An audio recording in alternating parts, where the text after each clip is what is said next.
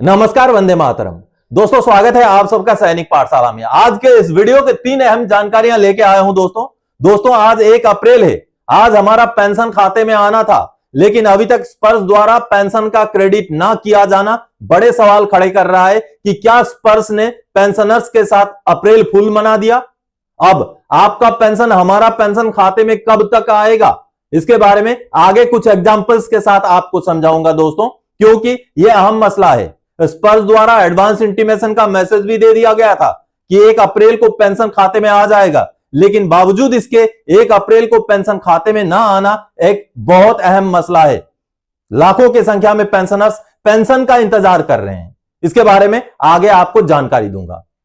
इसके साथ ही साथ दोस्तों, 1 अप्रैल से कई सारे नियमों में बदलाव हो गए हैं जो हमारे दैनिक जीवन को इफेक्ट करेंगी। तो ऐसे में 8 ऐसे कुल बदलावों के बारे में आगे जानकारी दूंगा जो 1 अप्रैल 2026 से लागू होने वाले हैं।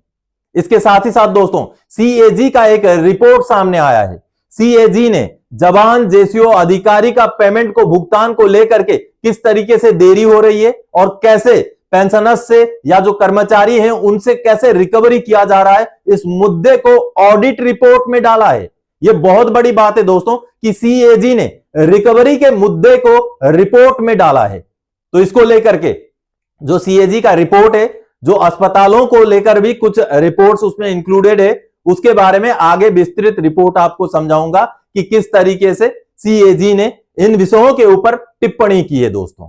तो चलिए आगे बढ़ेंगे इन्हीं 3 विषयों के साथ। लेकिन आगे बढ़ने से पहले हमेशा की तरह, अगर आप सैनिक पाठशाला चैनल का वीडियो पहली बार देख रहे हैं या अभी तक चैनल को सब्सक्राइब नहीं किया है, तो चैनल के साथ जुड़े रहने के लिए, इसका हिस्सा बने रहने के लिए और आपसे जुड़ी हुई भरोसेमंद ऑथेंटिक जानकारियां पाते रहने के लिए चैनल को जरूर सब्सक्राइब करें। चलिए आगे बढ़ते दोस्तों। सबसे पहली जानकारी, सीएजी के ऑडिट में डिफेंस पेमेंट पेंशन को लेकर बड़े खुलासे हुए हैं।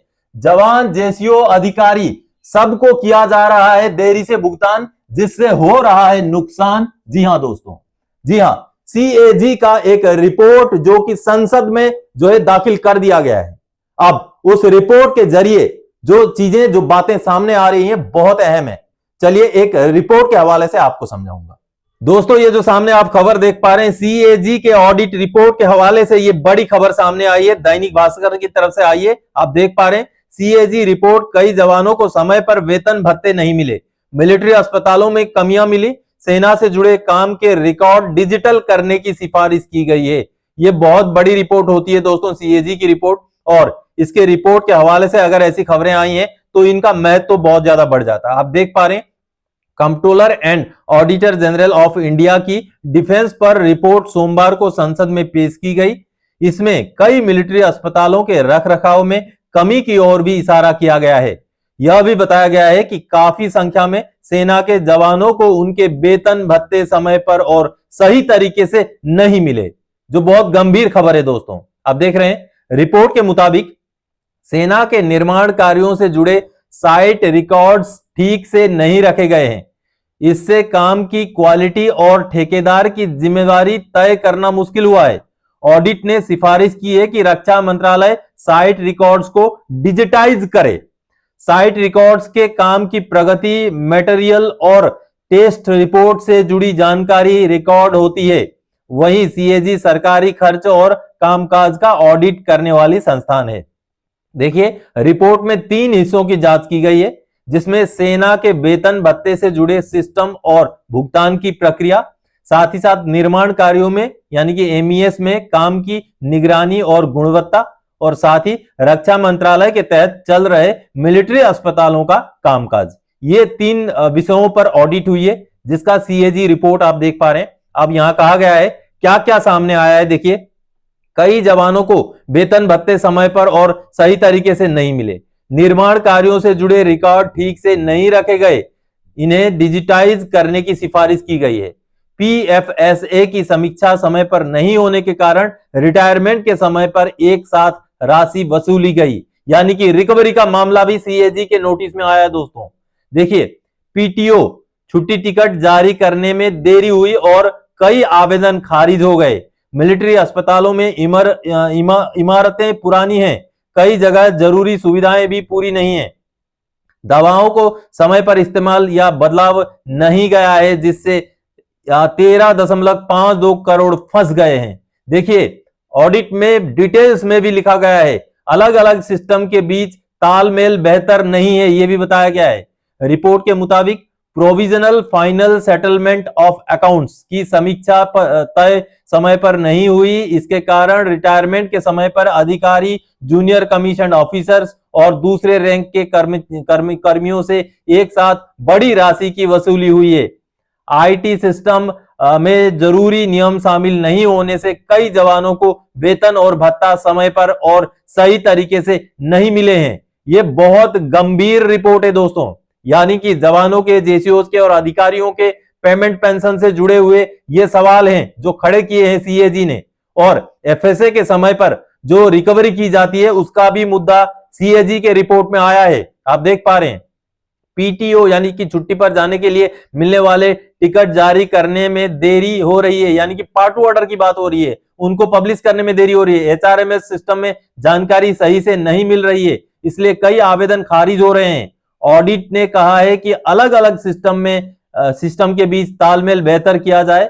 रिजेक्ट मामलों की निगरानी के लिए ऑटोमेटेड सिस्टम बनाए जाएं, यानी कि बहुत सारे पार्ट टू ऑर्डर्स वगैरह रिजेक्ट हो जाते हैं, जिससे कि पेंशनर को पोस्ट डिस्चार्ज क्लेम जैसी चीजें भी नहीं मिल पाती, तो उनमें तालमेल रखने के लिए ऑटोमेटेड सिस्टम बनाया जाए, ऐसा भी रिकमेंडेशन सीएजी के रिपोर्ट में हुआ है। रक्षा मंत्रालय के तहत मिलिट्री अस्पतालों में कई दिक्कतें मिली हैं। कई अस्पताल की इमारतें पुरानी हैं, लेकिन इनकी नियमित जांच नहीं हुई है। जून 2022 में लैंसडाउन के एक मिलिट्री अस्पताल का हिस्सा गिर गया था। कई जगह HVAC यानी कि हीटिंग, वेंटिलेशन और एयर कंडीशनिंग और फायर फाइटिंग सिस्टम भी अधूरे हैं। तो कहीं ना कहीं देखिए दोस्तों, और भी बहुत सारी चीजें बिना लाइसेंस एक्सरे मशीनें चल रही थी। तो कई तरीके की गंभीर यहां पर जो है रिपोर्ट के जरिए गंभीर आरोप यहां पर दिख रहे हैं। लेकिन सबसे महत्वपूर्ण है कि अब सीएजी के इस रिपोर्ट के बेस पर आने वाले समय में हम आशा करते हैं कि सरकार ये सारी गलतियां, ये सारे जो भी ऑब्जर्वेशन है उनको दुरुस्त करते हुए सिस्टम को सही करे, और जो भी पे, पेंशन या अस्पताल के रखरखाव से जुड़े हुए जितने भी ऑडिट में ऑब्जर्वेशन हुए हैं उनका निराकरण सरकार जल्दी से जल्दी करे। तो आप सबने देखा दोस्तों, ये बेहद गंभीर मसला है। जो भी ऑब्जर्वेशन सीएजी की तरफ से किए गए हैं, हमारी अपील है सरकार से कि वो सारे के सारे ऑब्जर्वेशंस को सेटल किए जाएं, और जितनी भी दिक्कतें आ रही हैं, जो भी देरी से भुगतान हो रहा है, जो भी रिकवरी किया जा रहा है, उन सभी मसलों को जो है सही किए जाएं, और आगे आने वाले समय में इस तरीके की दिक्कतें ना आए उस पर ध्यान रखा जाए। चलिए अब आगे बढ़ते हैं अगली जानकारी की ओर। 1 अप्रैल 2026 से बदल जाएंगे ये 8 नियम। क्या क्या आपको असर डालेगा, देखें और समझें। जी हां दोस्तों, 1 अप्रैल 2026 से बहुत सारे नियमों में बदलाव हो जाएगा, जिसमें से 8 नियम आपको आगे समझाने जा रहा हूं कि 8 कौन से नियम है जो हमें भी असर डालने वाली हैं। उन नियमों के बारे में एक रिपोर्ट मैंने खुद ही बनाया है, उसको आपको लिस्ट वाइज दिखाता हूं, सीरियल नंबर वाइज। चलिए देखते हैं दोस्तों, सामने आप वो बदलाव वाले पॉइंट्स देख पा रहे हैं जो 1 अप्रैल 2026 से लागू हो जाएंगे। तो मूलतः यहां पर 8 ऐसे पॉइंट्स हैं जिनके बारे में आगे मैं आपको बताता हूं। 1 अप्रैल 2026 से बदलने वाले महत्वपूर्ण नियम, क्या क्या नियम है जो बदलने जा रही हैं। सबसे पहले national highway authority of India यानी कि NHAI ने फास्टैग से सालाना पास की कीमत बढ़ाने का फैसला किया है। जो अब तक इसकी वार्षिक फीस 3000 रुपए थी, जो 1 अप्रैल से बढ़ करके 3075 रुपए हो जाएगी। यानी कि जो टोल टैक्स के लिए आप सालाना जो देते थे, सालाना जो सब्सक्रिप्शन लेते थे, उसमें अब बढ़ोतरी 1 अप्रैल से लागू कर दी गई है। दूसरा पॉइंट है, अब नया इनकम टैक्स एक्ट 2025 लागू होने जा रहा है, जो 1961 के पुराने आयकर अधिनियम की जगह लेगा। भारत में अब तक पुरानी टैक्स प्रणाली में 2 अलग अलग वर्ष होते थे। एक वित्तीय वर्ष जिस वर्ष आय अर्जित की गई है, और दूसरा आकलन वर्ष जिस वर्ष रिटर्न दाखिल किया जाता है, जिससे काफी भ्रम पैदा होता था। अब नए इनकम टैक्स एक्ट में इन दोनों को खत्म कर केवल एक टैक्स वर्ष रखा गया है, यानी कि 1 अप्रैल 2026 से 31 मार्च 2027 तक की अवधि को टैक्स वर्ष 2026-27 कहा जाएगा। तीसरा बदलाव दोस्तों, 4 नए श्रम संहिता यानी कि लेबर कोड भी लागू हो सकते हैं 1 अप्रैल से। अब कंपनियों के लिए कुल वेतन का कम से कम 50% हिस्सा बेसिक पे के रूप में रखना अनिवार्य किया गया है। यदि नए लेबर कानून लागू होते हैं तो देश में ग्रेच्युइटी की व्यवस्था में भी बदलाव आएगी। चौथा पॉइंट है, कर्मचारियों को HRA यानी कि मकान का किराया भत्ता मिलेगा, लेकिन इसके लिए कर्मचारियों को अपने मकान मालिक का पैन कार्ड और किराया भुगतान का प्रमाण देना पड़ेगा।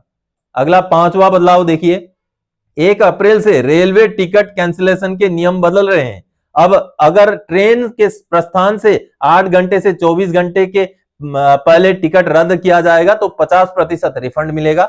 24 से 72 घंटे पहले टिकट रद्द करने पर 25% राशि काटी जाएगी और बाकी रकम लौटाई जाएगी। और जो यात्री ट्रेन के निर्धारित प्रस्थान समय से 72 घंटे से अधिक पहले टिकट रद्द कराएंगे उन्हें अधिकतम रिफंड मिलेगा और केवल एक निश्चित फ्लैट कैंसिलेशन शुल्क लिया जाएगा। लेकिन 8 घंटे से कम समय पहले टिकट रद्द करने पर कोई रिफंड नहीं मिलेगा। यह बहुत बड़ा बदलाव है। देखिए अगला छठा पॉइंट है, पैन कार्ड के लिए आवेदन करते समय अब केवल आधार कार्ड को जन्म तिथि का प्रमाण नहीं माना जाएगा। इसके लिए जन्म प्रमाण पत्र, कक्षा 10 का प्रमाण पत्र या पासपोर्ट भी देना अनिवार्य होगा। इसके अलावा अब आधार कार्ड के अनुसार ही पैन कार्ड पर नंबर जारी किया जाएगा।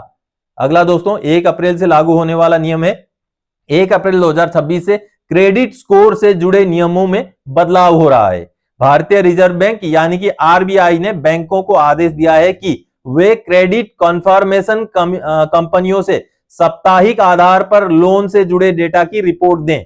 अब तक यह रिपोर्ट हर पखवाड़े दी जाती थी यानी कि 14 दिन में दी जाती थी, जिसको अब 1 हफ्ते में देना पड़ेगा कंपनियों को। अगला और 8वां बदलाव, 1 अप्रैल से सॉवरेन गोल्ड बॉन्ड यानी कि SGB पर टैक्स से जुड़े नियमों में भी बदलाव हो रहा है। आपने अगर गोल्ड बॉन्ड खरीद रखा है दोस्तों तो ये अहम खबर है। अब जिन लोगों ने ये बॉन्ड रिजर्व बैंक के बजाय सेकेंडरी मार्केट यानी शेयर बाजार से खरीदे होंगे उन पर 12.5% का long term capital gains tax लगेगा। जो लोग RBI से बॉन्ड खरीदकर उसकी पूरी अवधि तक गोल्ड होल्ड करेंगे सिर्फ उन्हें ही कैपिटल गेन्स टैक्स से छूट मिलेगी। तो दोस्तों ये रहे कुल 8 बदलाव जो 1 अप्रैल 2026 से लागू होने जा रहे हैं। दोस्तों चलिए अब आगे बात करते हैं मार्च महीने के पेंशन को लेकर के। क्या स्पर्श ने डिफेंस पेंशनर के साथ अप्रैल फूल मनाया? पेंशन अभी तक भुगतान न होने का क्या कारण है? दोस्तों 1 अप्रैल 2026 को पेंशन क्रेडिट हो जाएगी, ऐसा SMS स्पर्श की तरफ से कुछ दिनों पहले ही पेंशनर्स को दे दिया गया था। बहुत सारे पेंशनर्स को यह मैसेज मिल गया है, बहुत सारों को मैसेज नहीं भी मिला था। तो ऐसे में 1 अप्रैल 2026 अभी तक हम इंतजार कर रहे हैं पेंशन भुगतान का। अभी 4 बजने वाला है, अभी तक भी पेंशन का भुगतान हो गया हो ऐसी जानकारी किसी भी पेंशनर ने नहीं दी है, ना ही मेरा भी पेंशन क्रेडिट हुआ है। तो ऐसे में अगर आपका पेंशन क्रेडिट हुआ है दोस्तों तो जरूर कमेंट करके बताइए कि स्पर्श द्वारा ये जो है भुगतान हुआ है या नहीं हुआ है। क्योंकि जब मैसेज दे दिया गया था एडवांस में, आज से 5-7 दिन पहले ही जब मैसेज दे दिया गया था स्पर्श द्वारा, तो आज के डेट में पेंशन का भुगतान होना भी जरूरी है। क्योंकि नहीं तो स्पर्श के ऊपर सवाल खड़े हो जाएंगे कि आप ऐसा कैसे कर सकते हैं, पहले एडवांस में मैसेज दे देते हैं, उसी हिसाब से पेंशनर्स अपना प्लानिंग कर लेते हैं। कई सारों का लोन का EMI चुकाना होता है, कई सारों का पैसा कहीं जगह पर भुगतान करना होता है, उसको लेकर जैसे ही SMS आ गया तो पेंशनर्स ने अपना कैलकुलेशन बना लिया, अपना जो भी प्लानिंग है वो कर लिया 1 अप्रैल के हिसाब से। और 1 अप्रैल को अभी तक भी पेंशन क्रेडिट नहीं हुआ है। तो अगर पेंशन क्रेडिट नहीं होगा तो जो दिक्कतों का सामना पेंशनर्स को करना पड़ेगा उसकी भरपाई कौन करेगा? अब इसमें पीछे के कुछ एग्जांपल्स मैं आपको देना चाहूंगा, क्योंकि पिछली बारी भी ऐसा हुआ है। और ऐसा कैसे हुआ है देखिए मैं आपको समझाना चाहूंगा। पिछली बारी मैं आपको एग्जांपल देना चाहूंगा 2024 के मार्च महीने का। जी हां, 2024 के मार्च महीने का भुगतान में ही भी ऐसा ही कुछ हुआ था। स्पर्श द्वारा एडवांस में इंटीमेशन आ गया था। स्पर्श ने यह इंटीमेशन किया था कि 1 अप्रैल 2024 को जो है क्रेडिट हो जाएगा पेंशन, लेकिन 1 अप्रैल को 2024 के 1 अप्रैल को पेंशन का भुगतान नहीं हुआ स्पर्श द्वारा। जी हां, आप खुद के रिकॉर्ड चेक कर लीजिएगा, आपको पता चल जाएगा। इसके ऊपर हमने वीडियो भी बनाया था, आपको जानकारी भी दी थी। और जा करके पेंशन का भुगतान कब हुआ था? 2 अप्रैल को हुआ था दोस्तों। 2 अप्रैल 2024 को भुगतान हुआ था पेंशन का। यह 2024 की बात है। अब आइए 2025 में। 2025 में भी मैसेज आया था कि 1 अप्रैल 2025 को भुगतान हो जाएगा, लेकिन 2025 में बेशक देरी से हुआ, शाम को लगभग 3-4 बजे से भुगतान शुरू हुआ, लेकिन 1 अप्रैल को ही क्रेडिट हो गया था पेंशन। अब 2026 की बारी है। 2026 को भी एसएमएस आ चुका है कि 1 अप्रैल को पेंशन आएगा, लेकिन अभी तक 4 बज चुके हैं, अभी तक भी पेंशन क्रेडिट नहीं हुआ है। तो ऐसे में अब बड़ा सवाल खड़ा होता है कि 2026 के मार्च महीने का पेंशन 1 अप्रैल को आएगा या 2 अप्रैल को आएगा। दोस्तों, आपको अगर आप में से किसी को भी अगर पेंशन क्रेडिट होता है तो तुरंत ही कमेंट करके वीडियो में जरूर बताइएगा कि मेरा पेंशन आ चुका है, क्योंकि बहुत सारे लाखों की संख्या में पेंशनर्स इंतजार कर रहे हैं अपने पेंशन का।